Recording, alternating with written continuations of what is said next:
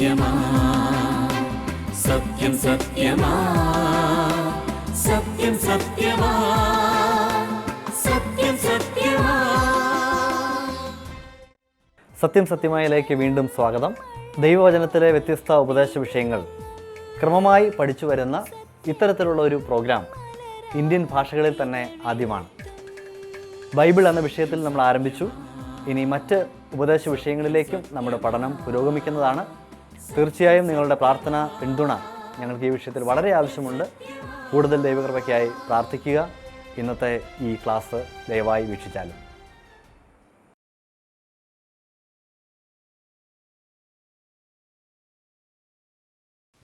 Bible ഒരു നിസ്തുല്യ ഗ്രന്ഥമാണ് എന്ന് ഇതിനകം ശ്രോതാക്കൾക്ക് ബോധ്യമായി കാണും എന്ന് ഞാൻ വിശ്വസിക്കുന്നു. ബൈബിളിൻ്റെ നിസ്തുല്യതയുടെ വ്യത്യസ്തമായിരിക്കുന്ന മാനദണ്ഡങ്ങളെക്കുറിച്ച്, വിധങ്ങളെക്കുറിച്ച്, വിഷയങ്ങളെക്കുറിച്ചൊക്കെയാണ് നാം ഈ കഴിഞ്ഞ ദിവസങ്ങളിൽ ചിന്തിച്ചുകൊണ്ടിരുന്നത്. അമൂല്യമായ ഒരു ഗ്രന്ഥമാണ് ബൈബിൾ. അമൂല്യങ്ങളായ നിരവധി ഗ്രന്ഥങ്ങൾ തീർച്ചയായും ലോകത്തുണ്ട്.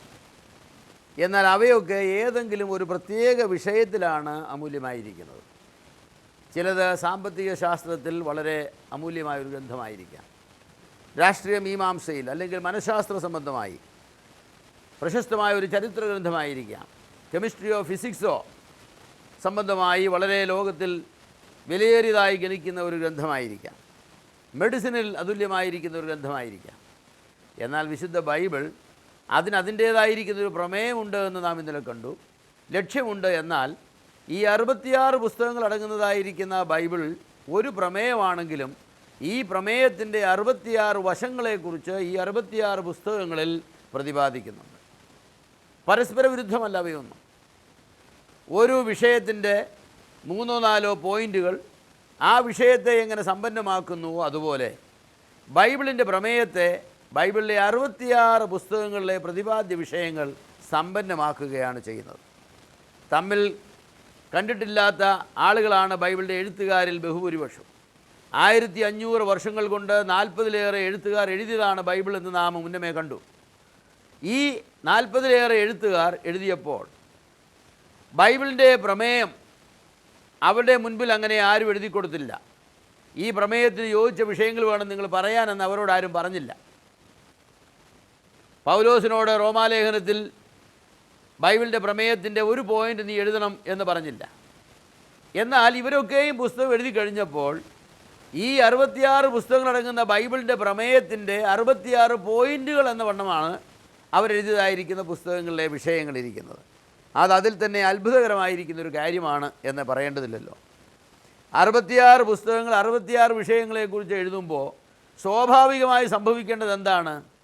പരസ്പര വിരുദ്ധങ്ങളായിരിക്കുന്ന അനേക വിഷയങ്ങൾ, ഒരാൾ പറയുന്നതുമായി യോജിക്കാത്തതായിരിക്കുന്ന നിലപാട്, ഒരാൾ പറഞ്ഞതിനെ വേറൊരാൾ ഖണ്ഡിക്കുന്നതായിരിക്കുന്ന സാഹചര്യം. എന്നാൽ വിശുദ്ധ ബൈബിളിനെ സംബന്ധിച്ച് അങ്ങനെയുള്ള യാതൊരു സാഹചര്യവുമില്ല. പരപൂരകങ്ങളായി അന്യോന്യം പോഷിപ്പിക്കുന്ന 66 പുസ്തകങ്ങളാണ് വിശുദ്ധ ബൈബിൾ ഉള്ളത്. ഒരേ വിഷയത്തിന് ഊന്നൽ കൊടുത്തുകൊണ്ട് 66 വിഷയങ്ങളായി, അധ്യായങ്ങളായി അതിനെ വാസ്തവത്തിൽ കൊണ്ടുവരികയാണ് ചെയ്തത്. നമുക്ക് ഈ പഴയ നിയമത്തിലെ വിഷയസമ്പന്നത അല്പസമയം കൊണ്ട് നമുക്കൊന്ന് പരിശോധിക്കാം. പഴയ നിയമവും പുതിയ നിയമവും മുഴുവൻ പരിശോധിക്കാനുള്ള സമയം നമുക്ക് പോരാ. അതുകൊണ്ട് പഴയ നിയമത്തിലെ 39 പുസ്തകങ്ങളിൽ എങ്ങനെയാണ് ബൈബിളിൻ്റെ പ്രമേയം ഒന്നിനെ സമ്പുഷ്ടമാക്കുന്ന നിലയിൽ അവതരിപ്പിച്ചിരിക്കുന്നത് എന്ന് നമുക്ക് ഒന്ന് പരിശോധിക്കാം. ഉൽപ്പത്തി പുസ്തകം ആരംഭങ്ങൾക്ക് ഊന്നൽ കൊടുക്കുന്ന ഒരു പുസ്തകമാണ്. ദൈവത്തിൻ്റെ പ്രവർത്തനങ്ങൾ സംബന്ധിച്ചുള്ള എല്ലാ കാര്യങ്ങളുടെയും ഒരു മുഖവുരയാണ് ഉൽപ്പത്തി പുസ്തകം എന്നുള്ളത്.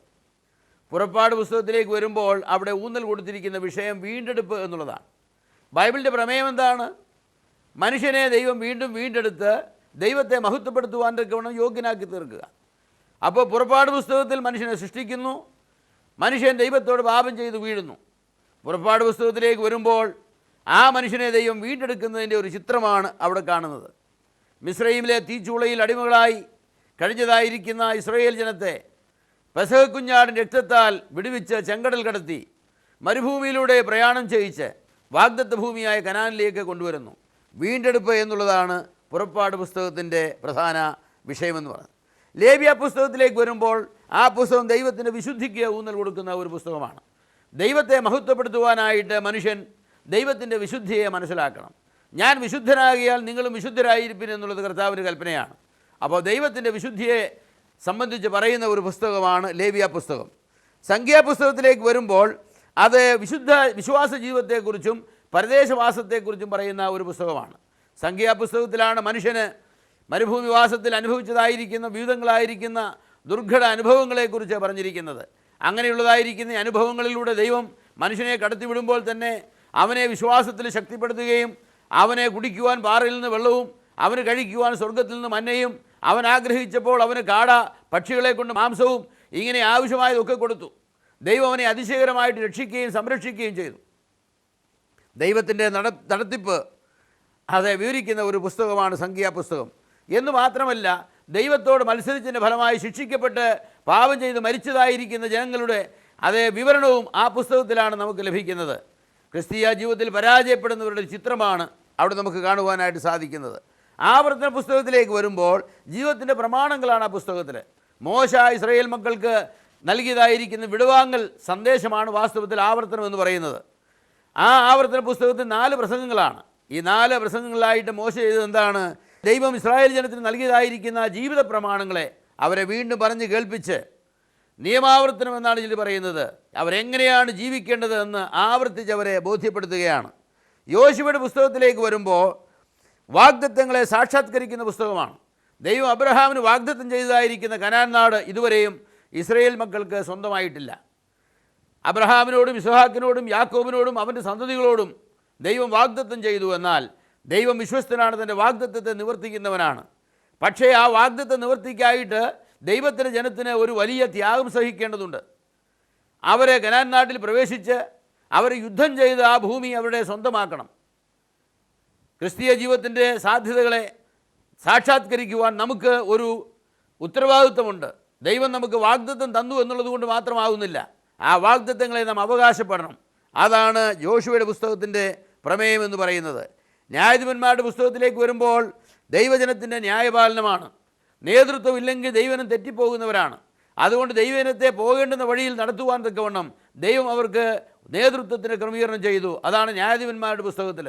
അവിടെ ആവർത്തിച്ച് പറയുന്നതായിരിക്കുന്ന ഒരു കാര്യം, ദൈവത്തിൻ്റെ ജനം പാപം ചെയ്യും, അപ്പോൾ ദൈവം അവരെ ശിക്ഷിക്കും. ശിക്ഷ അനുഭവിക്കുമ്പോൾ അവർ അനുദപിക്കും, മാനസാന്തരപ്പെടും. അപ്പോൾ ദൈവം ഒരു രക്ഷകനെ, ഒരു ന്യായാധിപനെ അയക്കും. ആ ന്യായാധിപൻ വന്ന് അവരെ രക്ഷപ്പെടുത്തും. കുറേ കാലം കഴിയുമ്പോൾ ഇത് വീണ്ടും ആവർത്തിക്കും. പാപം, ശിക്ഷ, മാനസാന്തരം, രക്ഷ. വീണ്ടും ഇത് ആവർത്തിച്ച് പോകുന്നതായിട്ട് കാണുവാനായിട്ട് സാധിക്കുന്നതാണ്. ദൈവത്തിൻ്റെ ജനത്തിന് അവരെ നടത്തുവാൻ തക്കവണ്ണം നേതൃത്വമില്ലെന്ന് വന്നാൽ ദൈവത്തിൻ്റെ ജനം വഴിതെറ്റിപ്പോകും.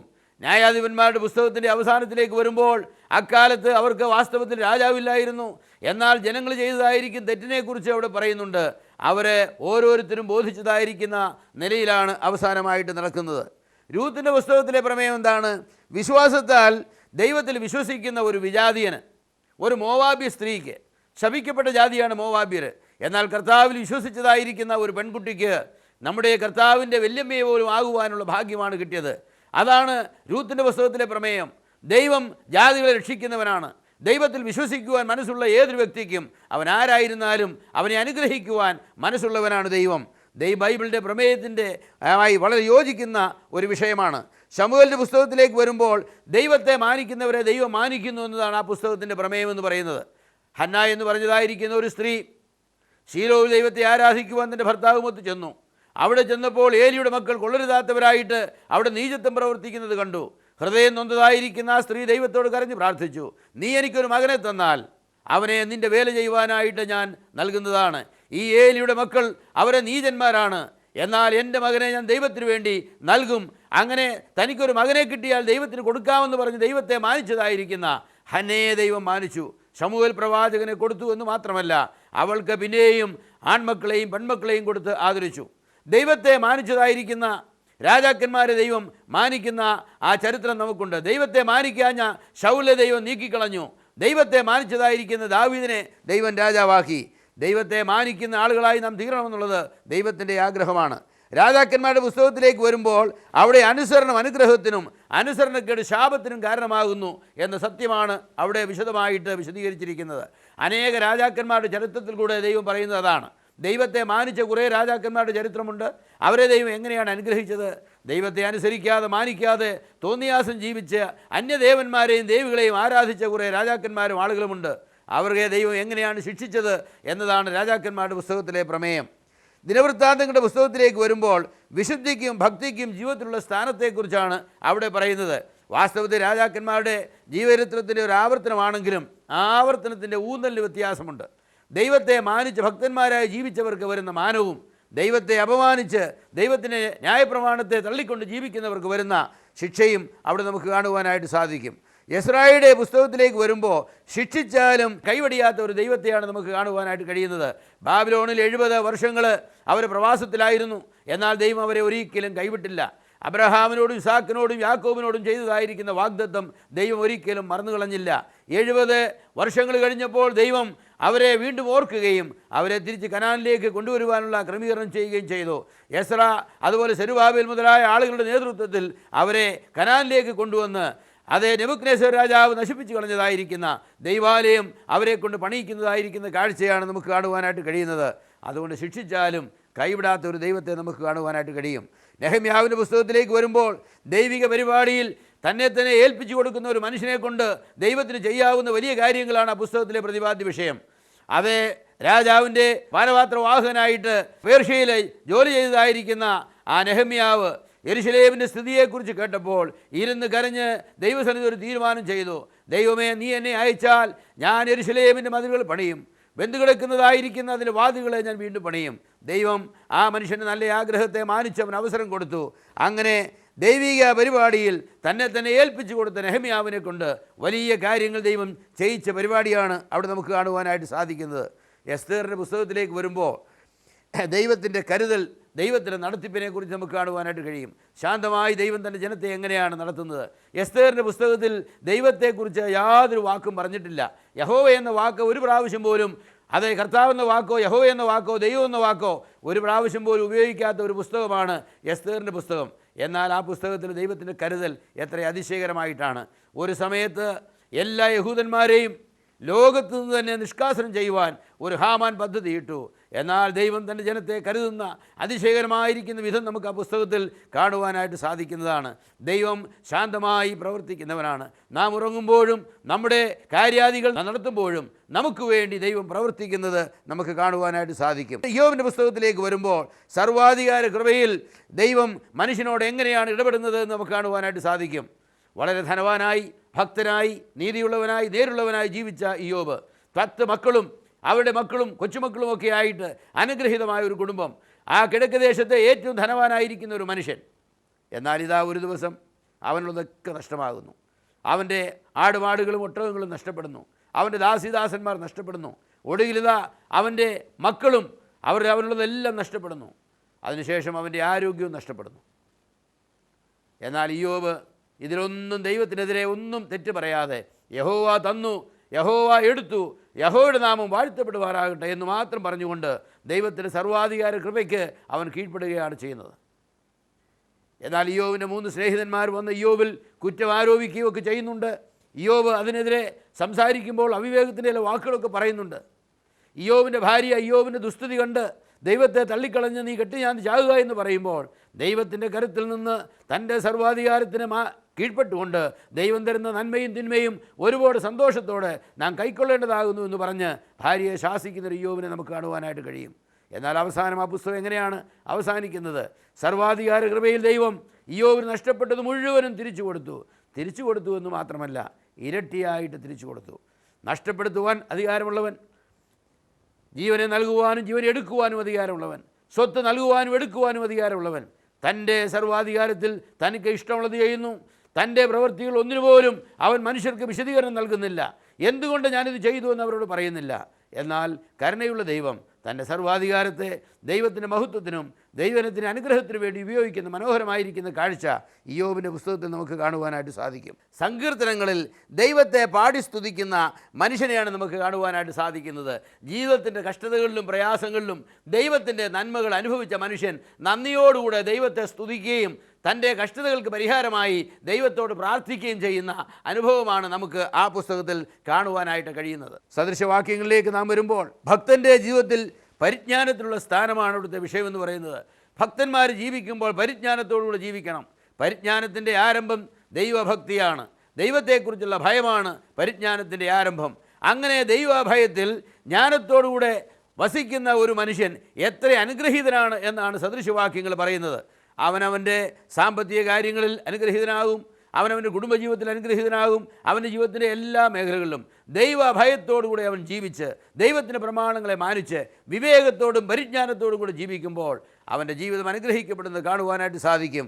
അതാണ് സദൃശവാക്യങ്ങളുടെ പ്രമേയം എന്ന് പറയുന്നത്.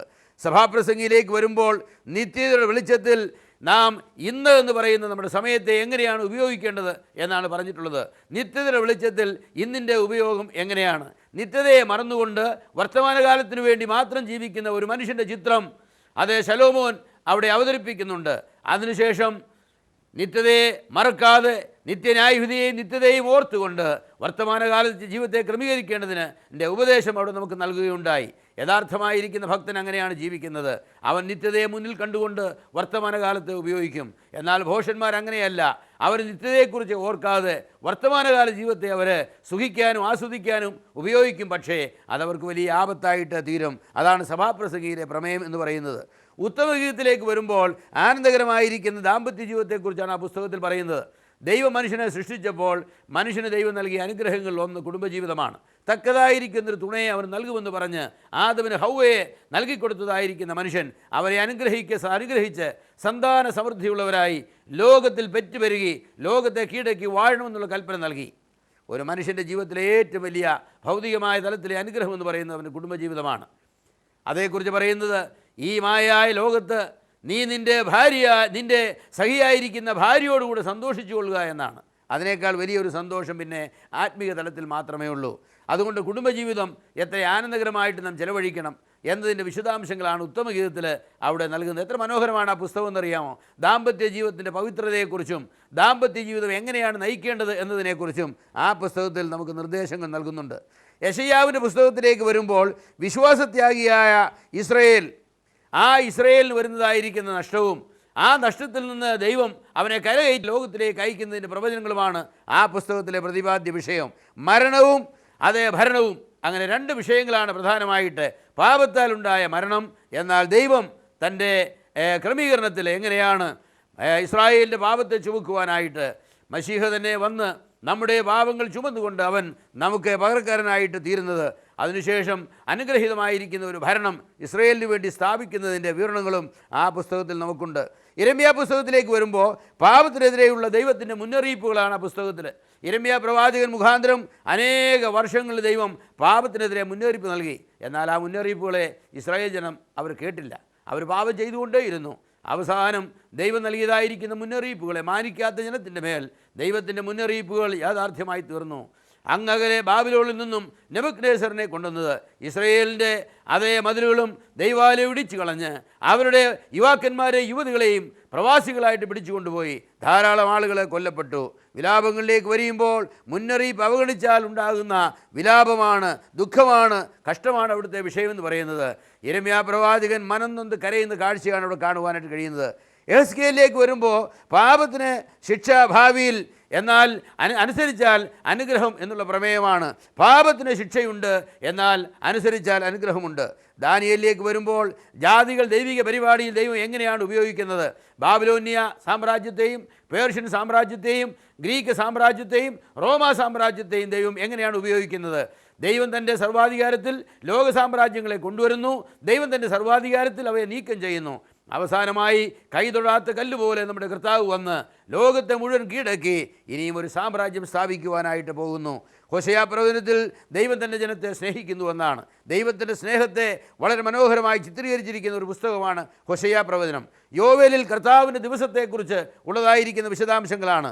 ആമോസിലേക്ക് വരുമ്പോൾ ന്യായവിധി ഒഴിവാക്കുവാൻ എന്താണ് ചെയ്യേണ്ടത് എന്ന ആ പുസ്തകത്തിൽ പറഞ്ഞിട്ടുണ്ട്.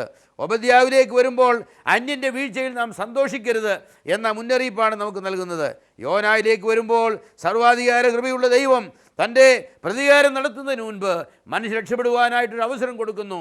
അതുകൊണ്ട് യോനാ പ്രവാചകനെ നിലവിലേക്ക് അയച്ച് നീചന്മാരും ദുഷ്ടന്മാരുമായിരുന്ന ആ ജനതയെ മാനസാന്തരത്തിലേക്ക് നയിക്കുന്ന കാഴ്ച നമുക്ക് കാണുവാനായിട്ട് സാധിക്കും. മീഖായിലേക്ക് വരുമ്പോൾ ഇസ്രായേലിൻ്റെ ഭാവി മഹത്വമാണ് മീഖയിലെ വിഷയമെന്ന് പറയുന്നത്.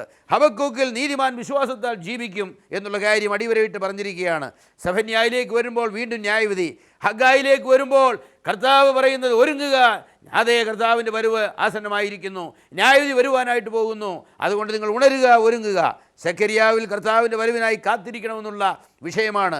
മലാഖിയിലേക്ക് വരുമ്പോൾ സത്യ ആരാധനയിൽ സത്യദൈവവും ദൈവത്തിൻ്റെ ജനവും ഒരുമിച്ച് ചേരുന്ന മനോഹരമായിരിക്കുന്ന അവസ്ഥ.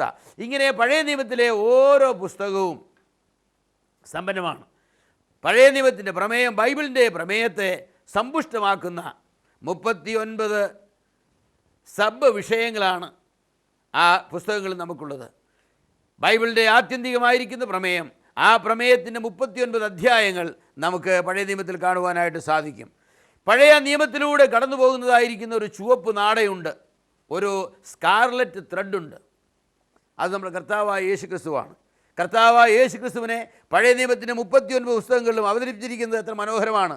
ഉൽപ്പത്തിയിൽ അവൻ സ്ത്രീയുടെ സന്തതിയാണ്, പുറപ്പാടിൽ അവൻ അറുക്കപ്പെട്ട പെസഹാ കുഞ്ഞാടാണ്, ലേവ്യയിൽ അവൻ ദൈവത്തിൻ്റെ യാഗരൂപമാണ്, സംഖ്യയിൽ അവൻ ഉയർത്തപ്പെട്ട സർപ്പമാണ്, അടിക്കപ്പെട്ട പാറയാണ്, ആവർത്തനത്തിൽ മോശയെപ്പോലെ പ്രവാചകനാണ്, യോശുവയിൽ അവൻ ദൈവത്തിൻ്റെ സൈന്യാധിപനാണ്, ന്യായാധിപന്മാരിൽ അവൻ അതിശയമാണ്, രൂത്തിൽ അവൻ വീണ്ടെടുപ്പുകാരനാണ്, ശമൂവേലിൽ അവൻ ദാവീദിൻ്റെ സന്തതിയാണ്, രാജാക്കന്മാരിൽ അവൻ ശലോമോനേക്കാളും വലിയവൻ, ദൈവാലയത്തെക്കാളും വലിയവനാണ്, ദിനവൃത്താന്തത്തിൽ അവൻ അഭിഷിക്തനായ പ്രഭുവാണ്, എസ്രായിൽ അവൻ യഥാസ്ഥാനപ്പെടുത്തുന്നവനാണ്, നെഹമ്യാവിൽ അവൻ സമർത്ഥനായ പണിക്കാരനാണ്, എസ്തേറിൽ അവൻ ചരിത്രത്തെ നിയന്ത്രിക്കുന്നവനാണ്, ഇയ്യോബിൽ അവൻ മധ്യസ്ഥനാണ്, വീണ്ടെടുപ്പുകാരനാണ്, സങ്കീർത്തനത്തിൽ അവൻ മിശിഹയും രക്ഷകനായ കർത്താവുമാണ്, സദൃശവാക്യങ്ങളിൽ അവൻ ദൈവത്തിൻ്റെ ജ്ഞാനമാണ്, എല്ലായ്പ്പോഴും സ്നേഹിക്കുന്ന സ്നേഹിതനാണ്, സഭാപ്രസംഗിയിൽ അവൻ ന്യായകർത്താവാണ്, ഉത്തമഗീതത്തിൽ അവൻ ആത്മമണവാളനാണ്, യെശയ്യാവിൽ അവൻ അറുക്കപ്പെട്ട കുഞ്ഞാടാണ്, ഇരമ്യാവിൽ അവൻ നീതിയുള്ള മുളയാണ്, യെഹെസ്കേലിൽ അവൻ യഥാർത്ഥ ഇടയനാണ്, ദാനിയേലിൽ അവൻ കൈ തൊടാത്ത കല്ലാണ്, ഹോശയാവിൽ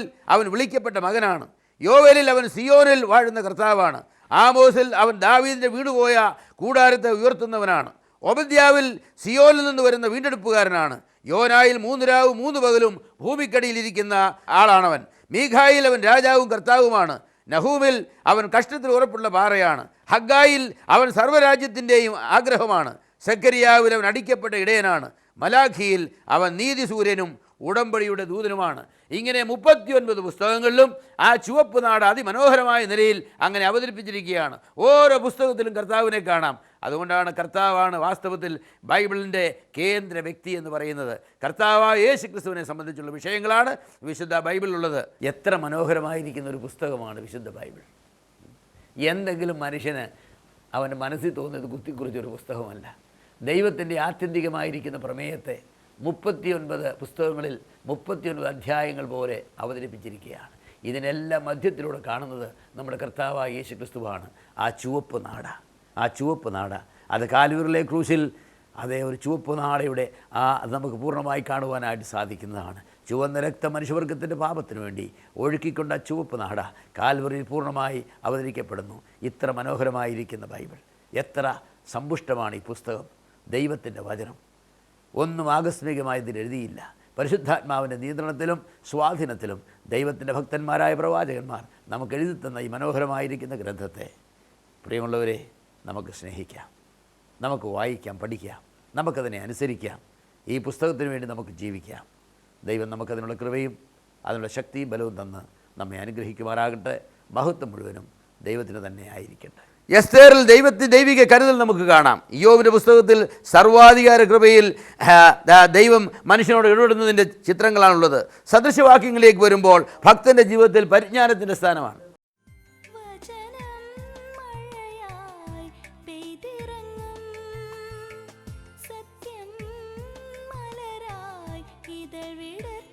ഇന്നത്തെ ഈ പ്രോഗ്രാം കണ്ടുകൊണ്ടിരുന്ന നിങ്ങളെല്ലാവരെയും ദൈവം അനുഗ്രഹിക്കുമാറാകട്ടെ. ഈ വിഷയ സംബന്ധമായി കൂടുതൽ നിങ്ങൾക്ക് അറിയുവാൻ താല്പര്യമുണ്ടെങ്കിൽ ഞങ്ങളുമായി ബന്ധപ്പെടുവാനായിട്ടുള്ള സ്വാതന്ത്ര്യം നിങ്ങൾ എടുക്കണം. കത്തുകളിലൂടെയോ ഇമെയിലിലൂടെയോ ഫോണിലൂടെയോ ഞങ്ങളുമായി ബന്ധപ്പെടുവാനായിട്ട് നിങ്ങൾക്ക് സാധിക്കുന്നതാണ്. ദയവായി അതിനായി ശ്രമിക്കുക. ദൈവം നിങ്ങളെ അനുഗ്രഹിക്കുമാറാകട്ടെ.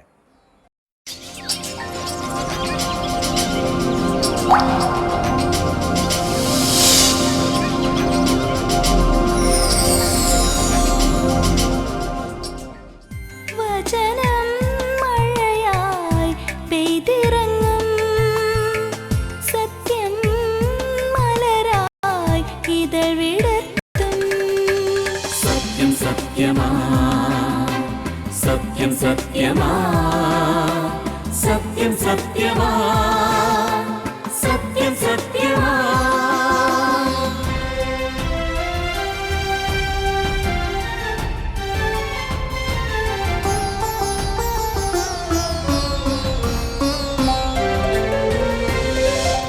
ഞങ്ങളുടെ വിലാസം life solutions ministries, first floor, Palliyampil building, bishop ഹൗസിന് എതിർവശം, railway station road, Changanassery 686-101, Keralam. Phone 09744050787. Email lifesatyam@yahoo.co.in.